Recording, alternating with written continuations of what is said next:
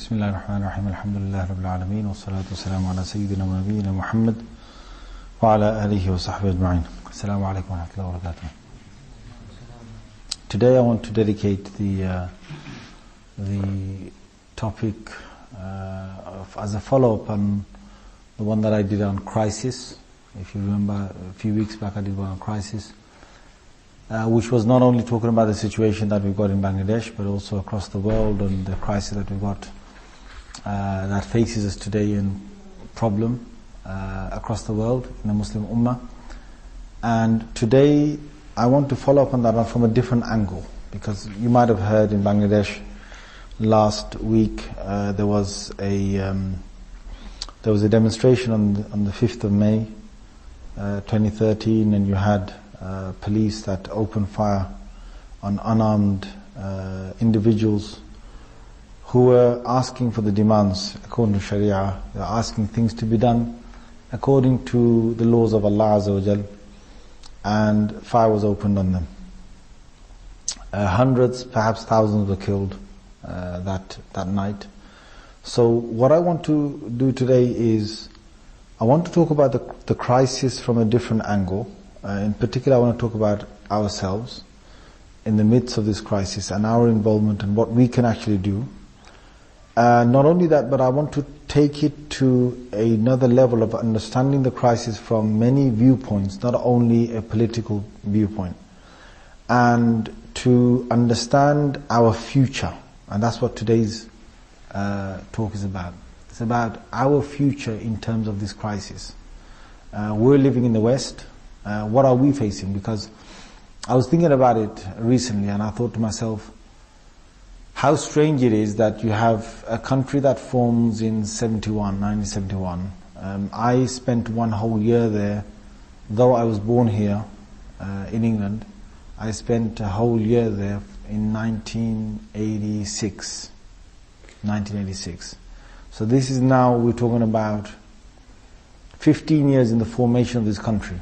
And I spent a whole year living mainly in the suburban areas, in the village area, and occasionally visiting the cities and the towns and so on. So I've got a good idea about the city dwellers at that time and about the villages at that time. And I'm not just here to talk about Bangladesh. I'm here to talk about many countries that have gone through this phase. And I'm also here to talk about our country here and what we are going through as a phase, what we are facing and what we are about to face. Because when you start analyzing a society and development of the society, you start to realize that there are many fragments of that society that pull one another. And it's really important to understand that it's not just the political side of things. I know history always looks at things from a political perspective, but this is not the only angle that we should look at things. Politics and political motives and so on is a great influence. That there is no doubt in that. And in the last one that I did, one-off one I did on the crisis, I did touch on the political side of things. But today what I want to do is from the crisis and look at it from a different angle. I want to look at other areas. So for example, what is actually happening in the other parts of our society, of our development, that is leading to a crisis, which is not necessarily political, but which adds politically, or which adds to the political arena or to the political influence. So for example, if I just start, when I was living in the rural area of Bangladesh for a year in 1986, what I saw was that I think it was almost unheard of anyone having a television. It was unheard of. And you've got to look at the effects of that on the life of those people that were around. Radios were around, and there were radio transmits and so on, and transmissions, and people did pick up there was a lot of reading of news through the papers and so on. That was definitely a case. But what you found is that, yes, there were people who were not so literate, I would say, a lot more illiteracy around, but you had a lot of focus and engagement in daily activities of upkeeping the society. For example, the farmlands were a lot more rich. The farmlands were a lot more rich. It's a total contrast today, and over the years that I've been visiting those areas, I've seen the contrast, I've seen what happens, because the next visit I made, a significant one, which I stayed again for one whole year, was in 97, which is about a decade later. And I saw a big difference. And I'm not here just to talk about that. I'm here to talk about our society over here, the Western sort of world, and where we're going. So you'll see the pattern of thinking in a little while. So you see that you've got, in 1986 or 87 when I was there, you found most of those people had a very rich farmland life in the villages. And the city life was something which was attractive, but it wasn't the only thing that everyone was desperately trying to get into, right? So it was something that people were after. But there was rarely, you could see that people were more interested in the values of their culture, values of their backgrounds, even if people weren't religiously attached. Even if people weren't religiously so attached, you still found that there's a cultural element that binds people together. Now this is the thing that I need to discuss, which is, in these Western countries, we've come over here, and I think we are struggling to try and keep our ties with our culture. And my advice to all individuals is that you should and you must try and keep together back with your culture, if it's one that has got values that add on to those elements. So for example, in my culture, in all the Asian, I think, or the Indian subcontinent of India, you find that people are very much attached in ways to one another. It's like you really know who your uncle is, who your nephew is. You really have these good blood ties that you keep together.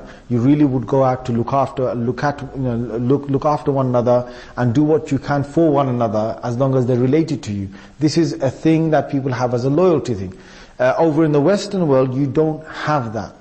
There's a big crisis here. I mean, we know of so many elderly people in the Western world who are, not necessarily from the Asian subcontinent, not necessarily from the Arab world and so on, who live a life all alone in the late years of their life, and they struggle to go up the stairs, they struggle with many things, shopping and so on, but they don't have that upkeeping and, that bond with their family, that the families around them. It's very sad to see in hospitals. I think you would see the same thing in hospitals.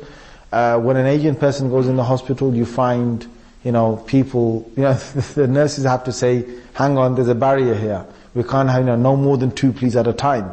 But when it's a non-Asian or non-other not just Asian, but other groups, when it's completely a Western type of culture, they probably see a person a day, if they're very lucky. And if not, they're probably seeing a person coming to see them once a week, which is really sad. But what we need to seriously think about is, what are those elements that are binding us together to try and keep the upholding of these things? Because religion is something that, yes, we are Muslims, we are attached to Islam, but is it, I know in Islamic teaching, you're supposed to look after the sick, you're supposed to look after the elderly, you're supposed to look after people and so on, that's all there. But how many people are doing these things religiously? And how many people are doing these things as a culture? Or as a form of respect, because they're part of a group of people? This is a really important question, because what you find is, in this country even, many people, they might say, yeah, Islamically we do this, Islamically we do that, but really they're doing it because they're part of that group of people. There's a lot of people doing this. There's a lot of people doing this, and you need to open your eyes and see, what would it be different? Like, for example, if all those people who he goes to Jummah with, if they all stopped coming to Jummah, would he still go to Jummah? Because if that was the case, then he's doing it religiously. But if he's going to Jummah because he's got all these other, the culture, that society that's doing it, and he needs to be part of that society, and he's doing it partly because of that, then it might be that that is the biggest pull. But what I want to say to you is that it is important that we keep both elements alive. So you keep the Islamic side alive, and we need that to become the focus. Yes, I agree with you. But be honest with me, 80-90% of Muslims don't even know what their real deen is. They don't know what practice should go with it. So, but those 80-90% of Muslims, there's a far great population amongst them that is doing something that is perhaps because of the culture. You see weddings, funerals, all these societal functions, they get affected by how that particular culture is going about doing those things. So anyway, going back to those rural sort of countries, what I saw was that there's a massive difference in 10 years where even things that, the clothing has changed more to the city life. So people are more attached to wearing more clothing to the sort of city life. I think in 97 when I visited, there was a lot more TVs around even in the village areas. So it's almost like every village had a TV, every village had like 2 TVs, some 3 TVs in some areas. But you saw a massive difference because of the TV. Now I don't want to blame you all on the TV, but I will say definitely that there is a massive culture that is being displayed by the TV. It demands that people be at a certain way. Now in those countries, obviously, what was it? It was like some guy wears a smart, or some, what we might see as backward shirt or something with long collars. But for them it's like smart collar, smart shirt. Everyone's going to go out or many people will go out and try and find that smart shirt, that smart trouser, that smart belt, that smart, hairstyle. They want to be up with that. What's happening in our countries? And it's more dangerous because whatever they faced 30 years back, 20 years back, we faced before that, maybe 40 years back. Whatever we're facing today, they're going to be facing it in about 10, 20 years time. And well, how do we see that where we're going? Because I'll be straight with you. A lot of the cultural aspects that are being portrayed in the MTVs, in the music industry, on the TVs, in whatever is happening there, we will be facing children who will grow up to be adults who will be completely molded in those things or would want those things, right? So for example, right now, you get loads of children that will want the particular hairstyles that they see, from these rap artists, or from these football players, or because they've become a kind of a role model for them. And what we need to see is, well, where is this going next? Where is it going next? I tell you one thing that is happening definitely is that over the last 20 years, since the world has become a lot more techy, has got a lot more technology, it's the biggest crisis that we are facing, the biggest disease actually in the Western world, which is moving across towards the Eastern world, is individualism. And all these gadgets, they demand that every person remains individual from another person. So these phones that we've got, these devices that we've got where people are using them and they're becoming sort of, they're kind of finding that the whole world is on this, that's fine. But you've got more and more of this where husbands and wives, children, siblings, parents and their young ones, they're kind of spending time within the same compound but yet separate from one another.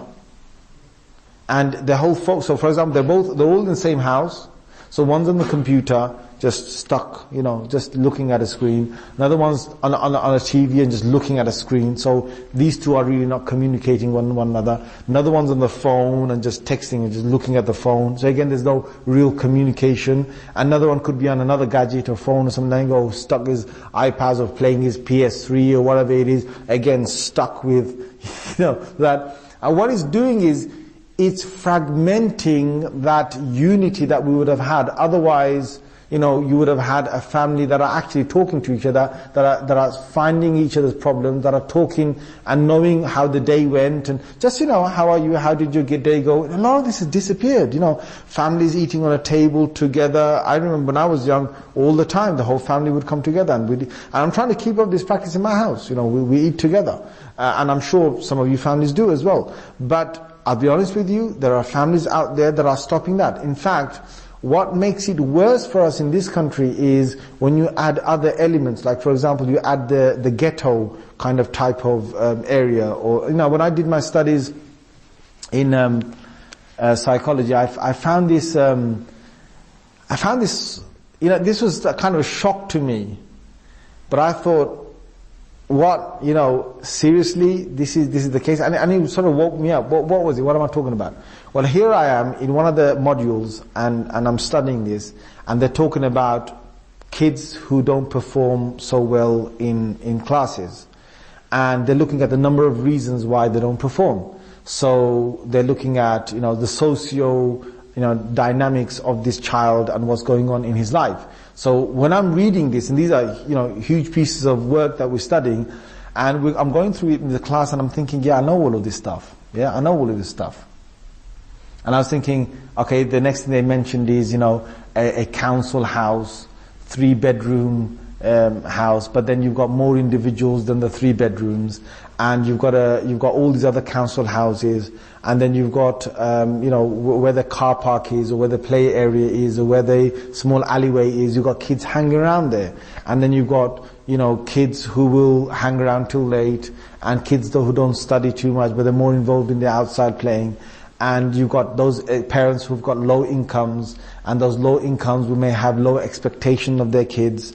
And when those kids go to school, they've probably got a society in the school of kids who see the educated child as a boffin. It's like, him, he's a bit too clever, man. He's getting a bit too, he's taking it too far. Why doesn't he relax a bit? So the educated child will be the one who's bullied, and the ones who are not really educated will be the ones who are having their free time, fun time, low expectancy, low grades and all that, and hitting a crisis which they can't even see.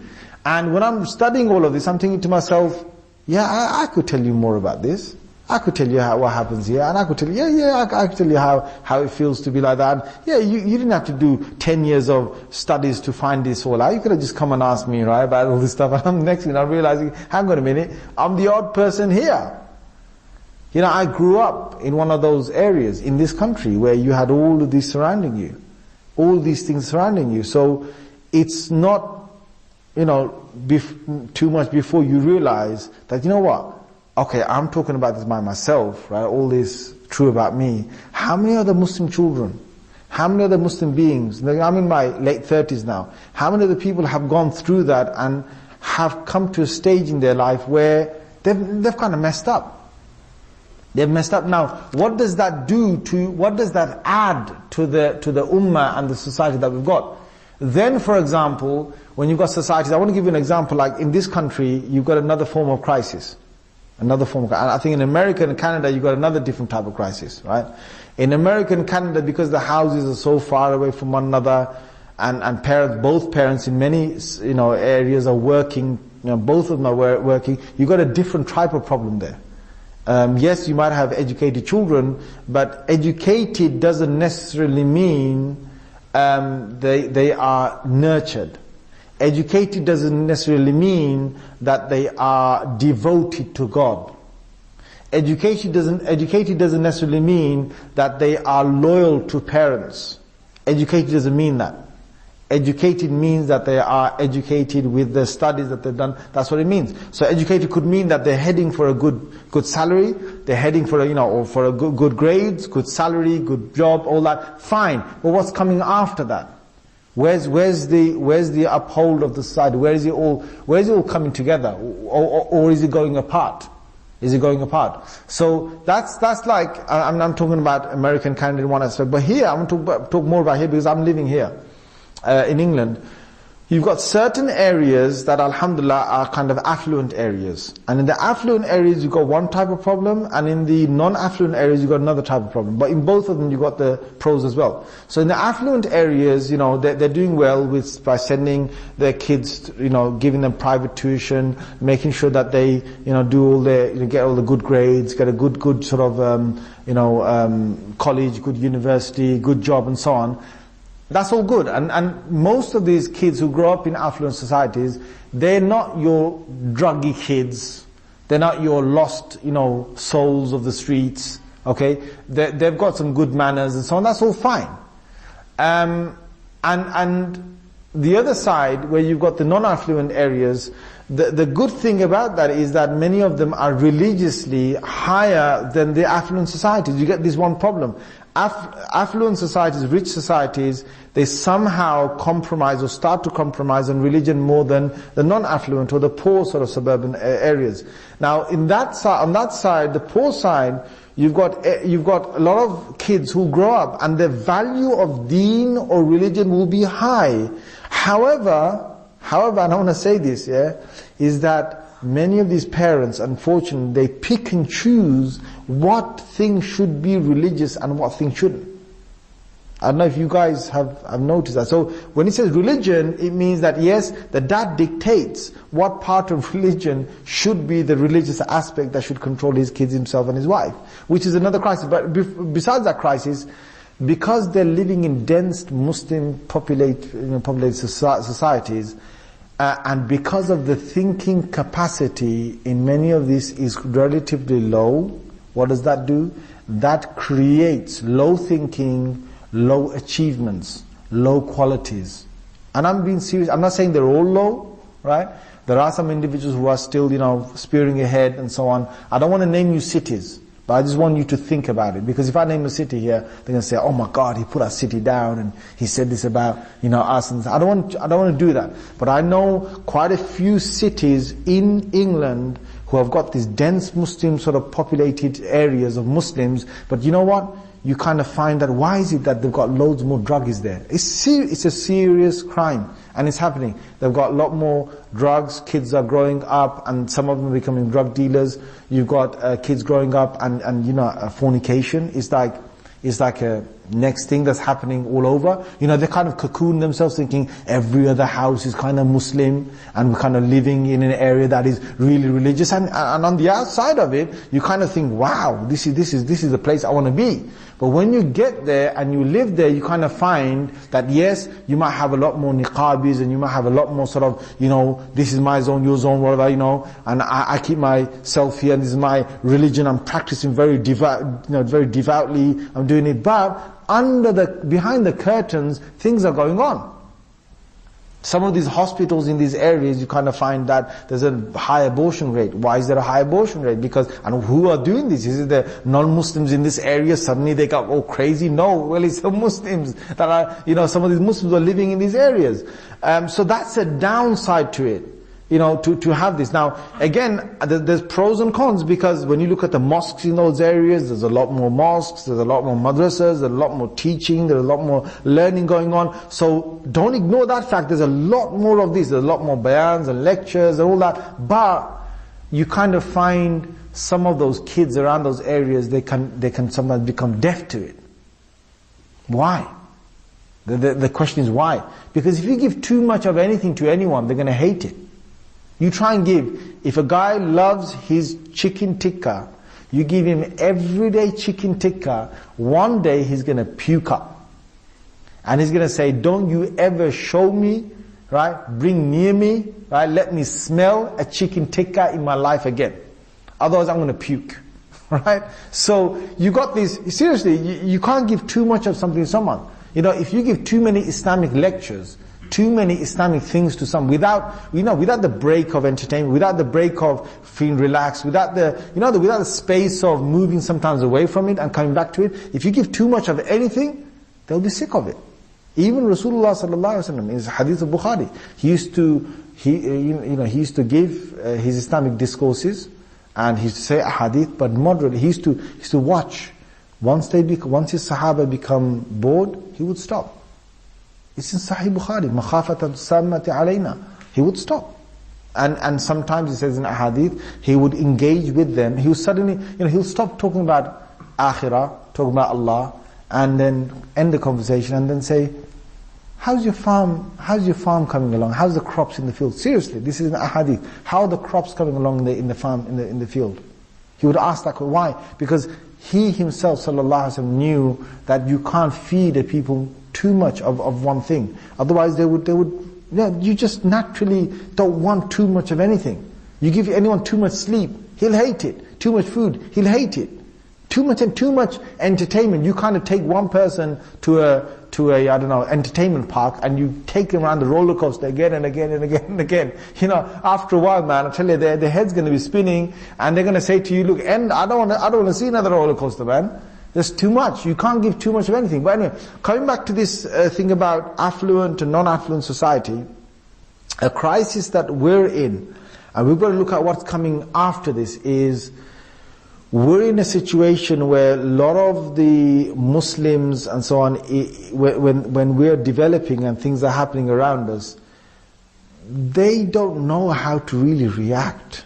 The deep think tank type of thinking that should happen, it's not there. Why? Because the religious institutions that have been created to teach these people, you got to look at what's been going on in there. And I'm going to talk about very briefly about a crisis that started 100 years back. 100 years back. And I'll be very clear with you. If you look at the early scholars of India, they were some great figures that were produced. Why were they produced? Because they came from good backgrounds. They weren't selected because they were the last one left in the family. I think Allama Tanwi, in about 100 years ago, he mentioned this. He said that what we're getting in our madrasas, 100 years ago he mentioned this, what we're getting in our madrasas right now are the leftover, unintelligent children of the family. So what the fathers are doing is they're saying that, okay, my bright child, that one, madrasa. Next one, he's intelligent. So my bright child, the first one, it says to him, university, okay? The next one, he said bright, it says university. Next one, really good, okay, university. And next one, not so bright, what should I do with him? Madrasa.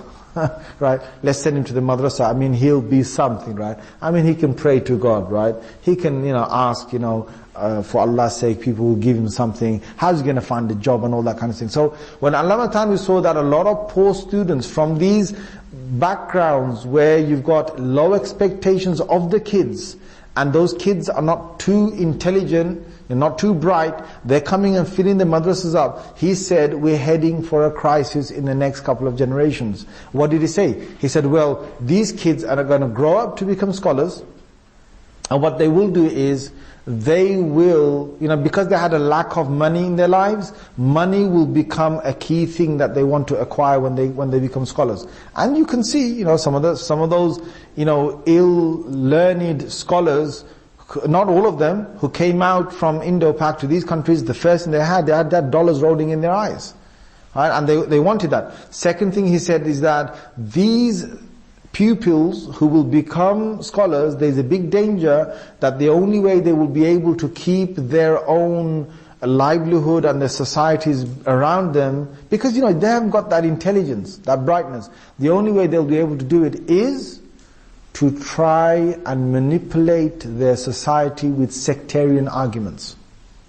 So they'll say, you are from my background, we are these, we hate that other masjid and the people of the other masjid, don't you dare walk in that masjid, don't read another piece of literature, you are mine, I am yours, and I control you, I am your imam, and you step out of this, you have gone gumrah, you've gone off the path, and you're finished, and so on. So the only way they can do this is to keep that crowd in sectarian disagreements. And Indo-Pak has produced hundreds and thousands of that. In fact, we are in the middle of this mess. Kids are growing up in this country, don't know, oh my God, shall I choose this one, should I choose that? My dad says that's a wrong masjid, and my mum says this is this, and so on. And they're confused. So, now what I want to get back to is the institutions that produce these type of scholars who are there to teach in those areas, teaching these low expected sort of families and children, they together have done what? They think on the low level. I'm sorry to put it like this. So, for example, you might have a crisis. Let me give you a typical example, yeah? You'll have a crisis where you'll have, a political situation that is against us. Maybe they saw our Prophet Muhammad sallallahu alaihi wasallam. So what will you find that this side will do? The ones that have come up from these sort of ghetto sort of areas, from the low expecting sort of areas, what will they do? They don't know nothing more than to fight. They're from areas where they're always fighting on the streets. So you get those people as community leaders, or people who are not even community leaders, but they want to do something about the society. All they know is how to fight. They know how to raise their voice. They know how to say strong words. But they can't really win the argument through intellectual debate. In the Western world, you will not be able to win without having a balance of two things. You've got to have a spiritual soul, and you've got to have the intellectual capacity to overcome whatever danger is ahead of us. If you don't have the two balanced together, it's not going to work. And why I've added the spiritual essence is because there's a big void of this in the Muslim Ummah at the moment. And without this, no matter how much media representation you've got of Islam, no matter how many debates you've got on the TV, and how many people are out there to represent us and to say all the good arguments, without the spiritual essence, nothing will happen. Because it's a disconnection from God. That's another sort of crisis. Now bring this back to the other side of the world, the eastern side. How do I relate it to the eastern side is, over in Bangladesh, for example, in Pakistan or these areas, these politicians, where do you think the politicians came from? The politicians who are currently running these countries, many of them are from affluent backgrounds. Being from affluent backgrounds, what normally happens is religion becomes low straight away. Right? They might teach their children religion, but it becomes private tuition. You know what? There's a whole thesis about this private tuition. Now, of course, we have private tuition, but when it comes to religion, if you've got a choice of having private tuition separately in a house to some children, and you've got a choice of sending them to the masjid, you'll all agree with me that it's better to send it to the masjid. Why? Because the masjid keeps that bond. Masjid brings that unity together of Muslims. Masjid brings that whole thing of community sort of presence, where you've got to recognize that this religion is practiced by so many people. You have to come together with Salatul Jama'ah, with the congregational prayer. You have to, respect one another. You have to live with one another. All these things come around the masjid. Once you break those children away from the masjid, they're not part of it. So what happened is, I still forgot to say one thing. I was saying that 100 to 150 years ago, what India produced was scholars who came from a good sort of affluent, some scholars came from affluent background, they weren't from poor backgrounds, and they become brilliant intellectual people. And I think in the last sort of 100 years, we have had a great degradation of this, degeneration of this, and we've had a lot less scholars of good intellectual capacity being produced, and a lot more of the lower thinking type being produced. And again, I don't want to say that I don't want to label people, names or institutions, anything like that, but I just want you to think that this is a crisis. So now, when you look at the politicians, what's going on behind their backs?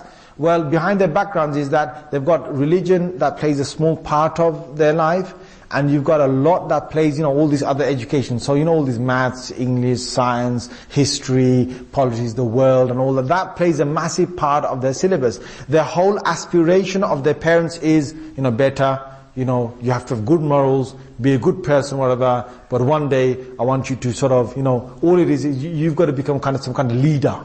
You've got to become some kind of political leader. Now, what happens, okay, they grow up. Their parents might have given them good, morals and so on, but the absence of a spiritual soul, when these children grow up and they get into the political arenas, what do they see? They see corruption. They see corruption over corruption. So even if somebody wanted to remain pure in that, he gets corrupted. It's an environment, it's a crisis with that. So that's on the one side. On the second side, on the madaris side, what's happened is what? Is that many of these madrasas are not really producing people to try and get into these political areas. They're not producing your MPs. They're not producing your, your people who are going to be your next political leader. Many of them don't. Now, some of them do become political leaders, but that's because of their own sort of gain. They become, but the institution itself is not producing that. What happens then? Well, what happens then is for decade, 2 decades, 3 decades, you do the sum yourself. You do the maths yourself. The colleges and universities are producing, individuals to go into the parliament building. The parliament building is going to rule the country. The madrasas are not necessarily being able to produce that material, or even people who will be intellectually be able to stand up to those people once those people start to make, bend the rules. The only thing they can possibly do is to raise their voice, shout, do things physically, but not mentally. What happens then? Well then, when the crisis comes, what will happen is the political parties will see these children and people, production of the mothers, all these rural societies, they'll see, well, there's no match. So they will just start to do what they want to do, because it's like they've got the power and these others don't have the power.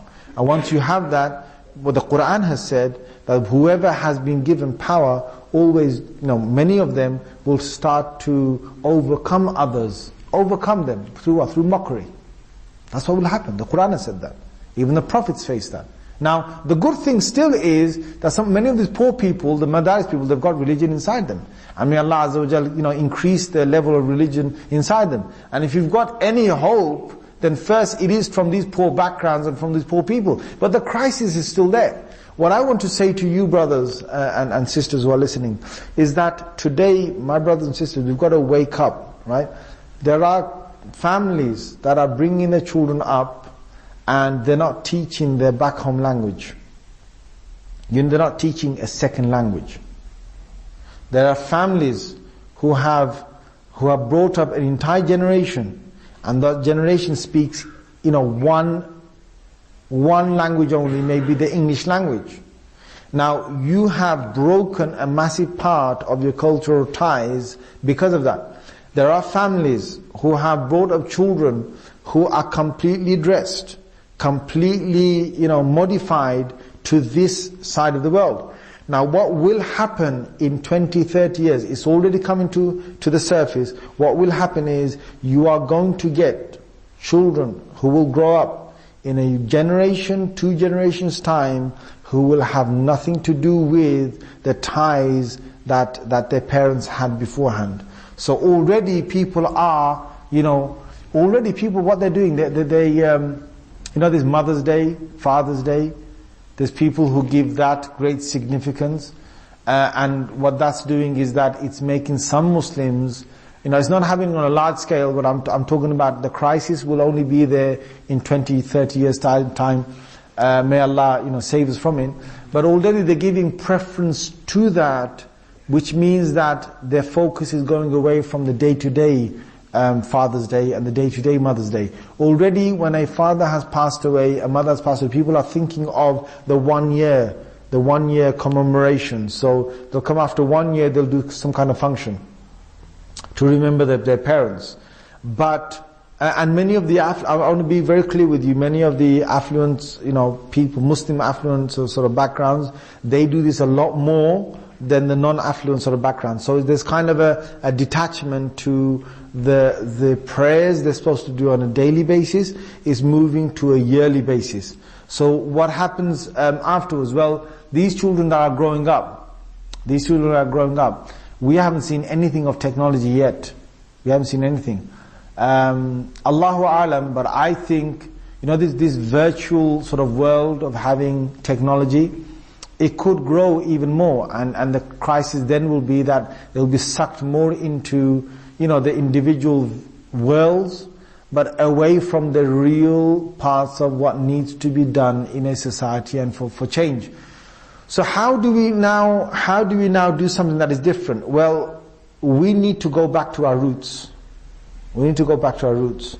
To avoid the clashes that we've got in many of these countries, we need a heavy influence with Islamic studies, Islamic learning. We need the molding of the Islamic self and the character.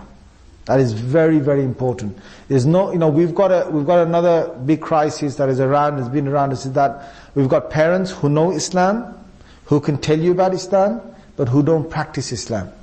The new generation, if that carries on, they will know bits and pieces of Islam, they can preach you Islam, but they may not necessarily fully practice that Islam. The way our 13th century forefathers have given us Islam, we need to go back to those roots. Before the age of technology, before the age of industry, before the age of, steel and iron, before the mining sort of era, we need to look at that and see, well, what are their values? Their values were that these were the true values. The true values were that they were loyal to the family. Right? The true values were that they put their time towards something that would be benefit to everybody. It's not benefit to themselves, but benefit to everyone. So the whole family unit and so on, or helping the society. The true values were that there were people who had a good time for religious devotion. They had a good time for religious devotion. I think that is very much breaking up, where people have got an hour here, an hour there, and so on, but not a daily sort of routine to that religious devotion. That is breaking up. What we need parents to seriously demonstrate to the children how they are spending religious time devoted to Allah, and not individual time devoted to the PS3, the games box, or the cube, or whatever it is, and the TV and the satellite and whatever else it is. We need to revert back.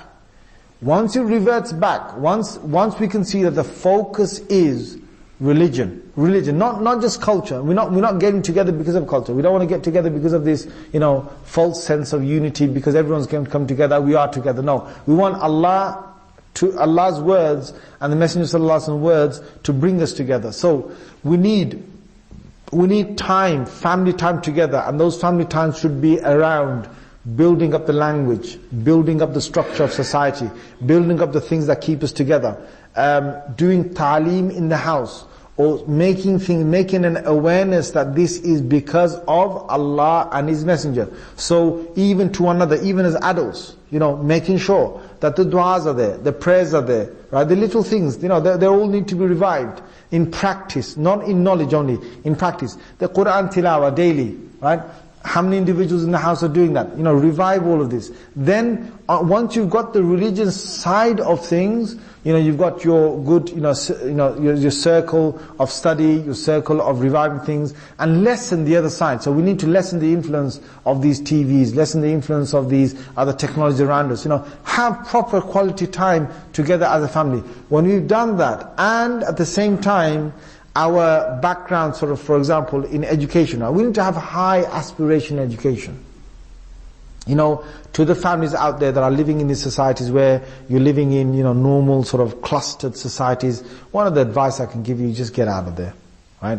The longer you stay inside there, if it's not you, your kids will be affected. I know kids of the last generation who are not affected by drugs, but their kids are affected by drugs, who were saved by their parents before, who would have been grandparents right now, right? Who were saved by them 20 years ago, but now there's no one to save them because of the way the structure is moving on. So we need high expectation in education. We need to get the best of education. I truly believe that. But at the same time, not to compromise on the religious aspects.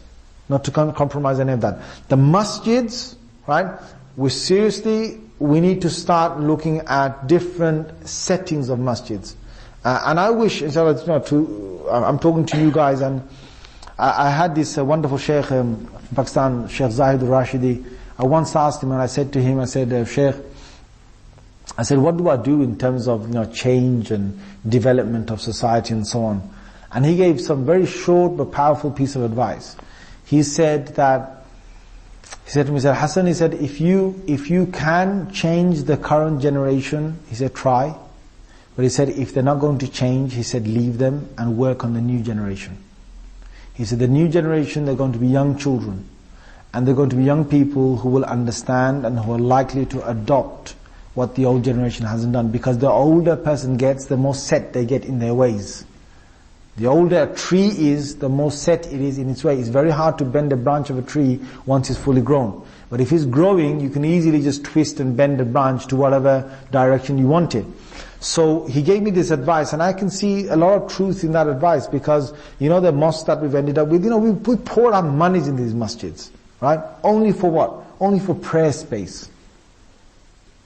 Extra prayer space. You know, you already had like 500 prayer spaces. Oh my God, Jummah time, we've got a crisis, we can't hold on. All the musallis are praying outside, so let's donate, fine. And then what, you created now 1,000, altogether 1,000 prayer spaces. But look, where's the community center?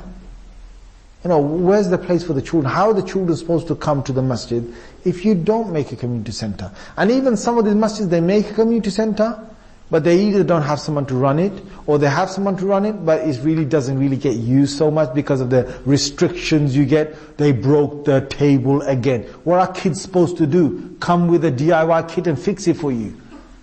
That's what they're made for. Kids are going to break these things. You know, you buy it. I'm so surprised. You know, some of these mosques, I'm being serious with you. Some mosques I can name are sitting on £100,000. Just sitting on it.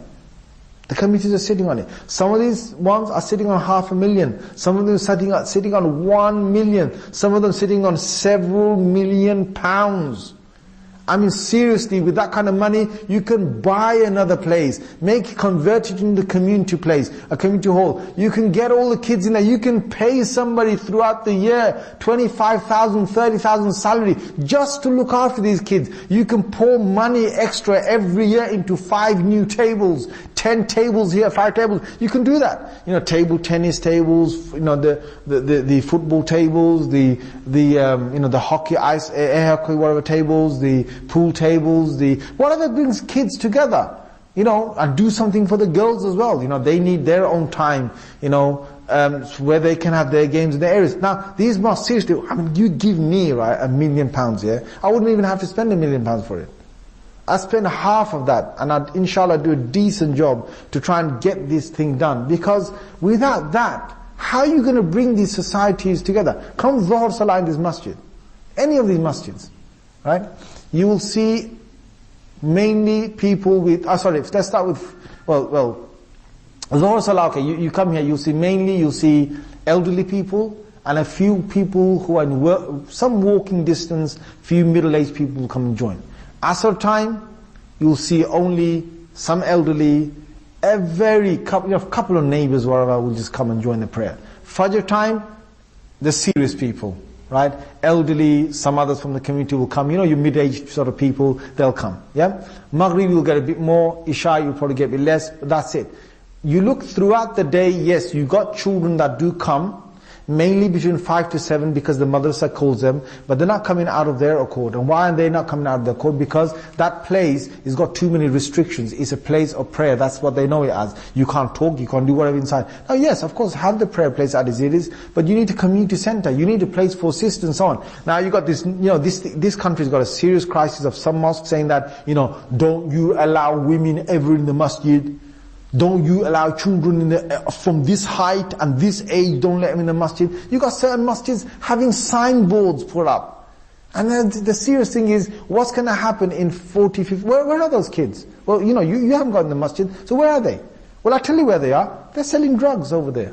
That's where they are, right? They're seeing the next door girl over there, you know, parks and this and that. That's where they are. If you can't keep them within yourself, they're going to be outside there, right? I want to talk about this whole thing, not only from a crisis that goes from the society, the households, but this in terms of the masjid. The madrasa is another one where it seriously needs to have people who care, are able to liaise with children that understand, are able to liaise with children that they're learning something which they can interpret into their real life. There's no point of me teaching them, right? There's no point of me teaching them. And you know, some of these books, seriously, they need to move on. Okay, in India we got wells. We got wells in India, right? So you might just have a mouse that's fallen into a well, and you have to draw that water from the well, and then you have to calculate, well, how many buckets should I empty out before the water is now safe and clean for us to drink and to ghusl in. But when are you going to get that crisis in England? You got that crisis in England where you got a well outside here somewhere where something's fallen inside, a chicken's fallen inside, so you don't know how many buckets to take out, right? Some of these books that are being taught in some of these madrasas, they're still talking about wells and how many buckets to draw out if this animal falls in and that animal falls in and this animal falls in. Now, leave that as a subject. Whoever needs to study it or needs to know about it, they can know about it. But it shouldn't be like in every single, madrasa for children who are growing up in England and growing up in Canada and America, because they're not going to come across that. They've got taps in their homes, man. They're not going to see a mouse coming out the tap one day, and another day they see a crocodile coming out or something. I mean, what do you think this is, right? So the syllabus needs to be something that interprets real value into the society. It needs to be something that they can adapt to. Not only that, but the other side of it is, we have got something to cater for our young people, in the madrasas, whatever model it is. But the middle-aged people, the old sort of people, they've got time, they come to the masjid and so on, and they find their little ta'leems and the things that they can sort of get to. But this middle age, that whole middle age, not much is there in our society for them. Seriously, there's not much in our societies for them. There needs to be, and I would love to have this, that every masjid would become a family masjid. So what that means is that you have your prayer space, yes, but you have all your other spaces for even having a dining area where families, how easy it would be for a whole community to say, oh, let's go to the masjid today. There's a £2.50 meal at the back. It's been cooked nicely. It's been cooked by a good, it tastes nice, cooked nicely. You only have to pay £2.50, and I can eat, my kids can eat, whatever, and we can be at the masjid. We can, kids can do their homework if there could be a support mechanism. A masjid needs to be something where we can come together and different people can give their time to try and support these people together. So if that was to be the basis of our community, that will seriously bring a lot more value to us, because what we're all doing is, we're all living individually, we've all got our private tutors, we've all got our private places, we've all got our, private meals, our private techie things, and a private, what's it making it? Well, it's making us more individual. Now what's happening, to interpret this to what is coming ahead is, in 20, 30 years time, in 20, 30 years time, may Allah, save us from a further crisis. But I can't see, unless we change things around, I can't see how we're going to make ourselves any better in terms of, getting together and withholding the pressures that are on us. And what I think needs to happen is to put aside, I'll be clear with you, you got this gay rights bill at this moment, yeah? You've got this gay rights bill that's going through the parliament. The Christian priests, I think thousands of them have signed this letter to the government. I think several imams, hundreds of imams, I think about 400 imams or so, signed something. Fine. What we need to do is, apart from us trying to say, okay, we're proselytizing, or we're trying to call others to our deen and they're trying to call us to their deen, put that aside. We need platforms where we seriously are together as a community on a large basis. So that means when there's certain religious pressures that come on all religions, we need to already be there with a platform where the societies are working together. We should not see, honest to God, we should not see a difference where, I know on a small scale it matters, like, you've got your children mixing with other children and you don't know whether they're going to start eating pork tomorrow or whether they're going to start, swearing tomorrow. I know those things, crises are there. But on a more intellectual level, we can get together where we can form societies from different religions where any moment we're already together. We're already there to talk to the government. These things need to be there in place, where we don't have, seriously speaking, Muslims don't have a problem with non-Muslims. Non-Muslims really don't have a problem with Muslims. It's only what the media has made up and what they make you believe that is a crisis. But that is one thing that, we should have as a stance already there, so that we can stand up to these things.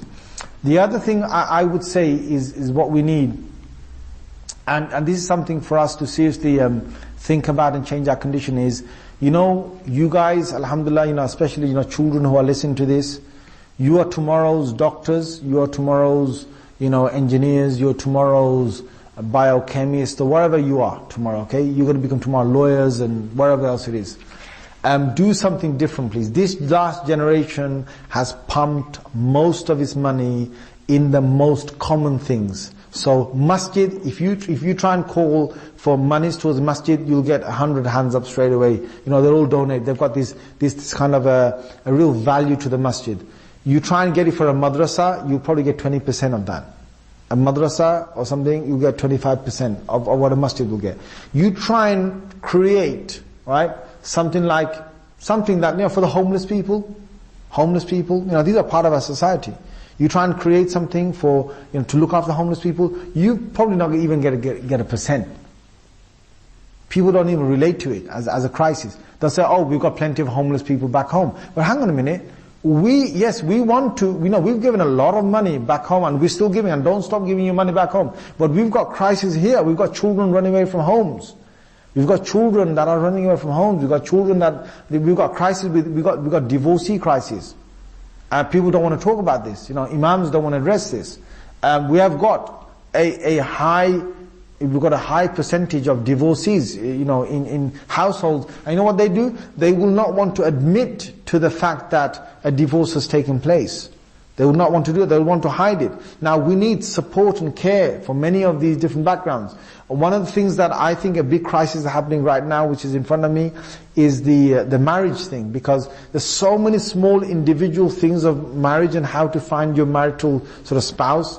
It's becoming a real crisis in itself. What I would have loved is, all these masjids, they need a database throughout all the different masjids, and you just need every masjid to contribute from their database to other databases, and if together they could manage giving, saying that, look, we've got a 25-year-old here, if somebody, just look in the database, who's looking for a 25-year-old of this height, of this thing, of this background, it'll be so easy for us to get these marriages sort of done between one another. But it's becoming extremely difficult, because the reliance is on the individuals of who they know, it's on the families of who they know, and it becomes very difficult when you've only got a small circle of people, or your own local masjid, and you don't know many more people than that.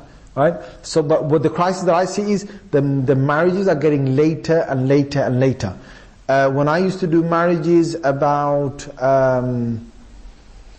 15 years back, most of them were aged between 22 to about 25, 26. When I was doing marriages about 7 years ago, 8 years ago, a lot of them were now between 24 and about 28. 27, right? And today when I do marriages, unfortunately, is between 28 to about 32 is the average. It's shocking statistics from just 2 decades, or within 2 decades. But this shift is happening. And you know what's happening right now is that people are, after 30, they find that they can't get married, or people are not interested, or they're too fussy.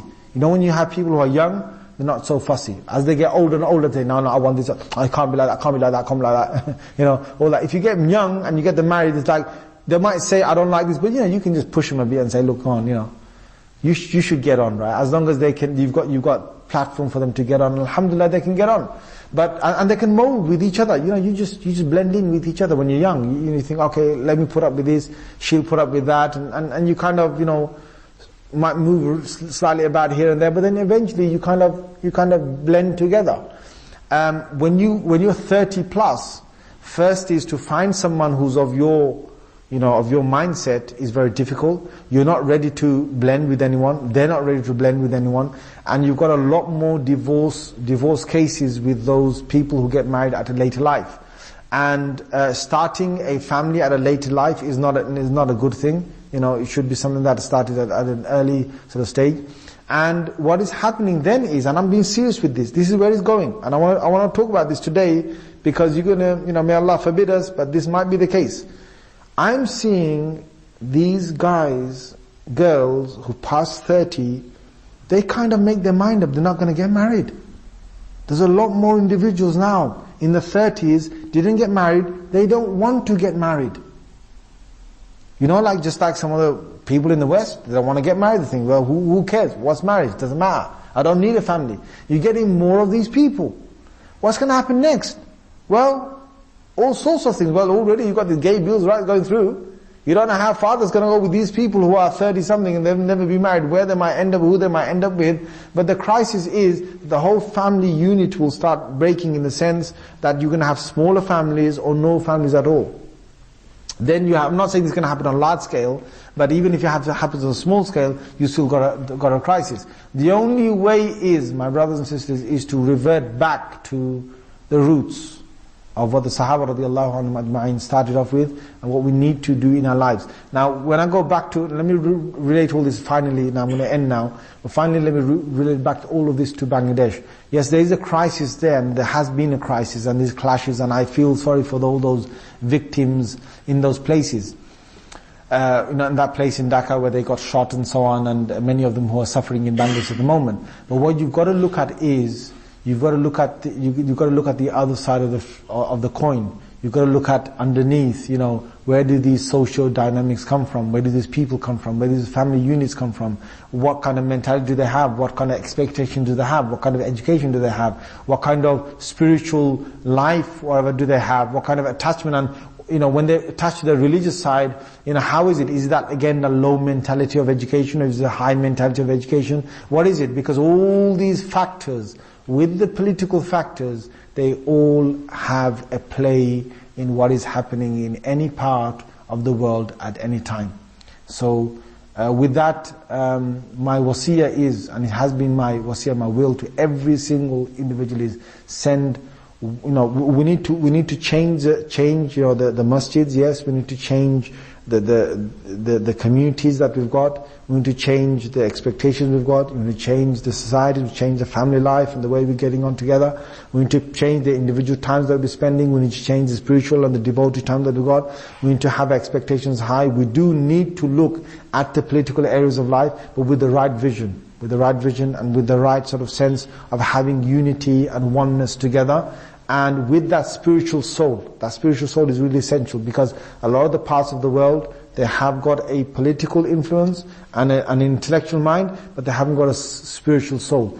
If we can reverse it in this way and make a difference within our communities, then Allah Azza wa Jalla has said in the Holy Quran, إِنَّ اللَّهَ لَا يُغَيِّرُ مَا بِقَوْمٍ حَتَّى يُغَيِّرُ مَا بِأَنفُسِهِمْ. Allah does not change a nation until the nation changes itself. So the change is on us to find a greater change in the future, and inshallah bi'idhnillah, we pray to Allah Azza wa Jalla that He will change it for us over here and for all the Muslims and so on across the globe. Inshallah bi'idhnillah. Jazakumullah khair wa akhiru da'wana alhamdulillahi rabbil alamin. الذكر علم ونور الحاملات سنا ونور والرسمات هنا سرور يا حلوات تلك السنين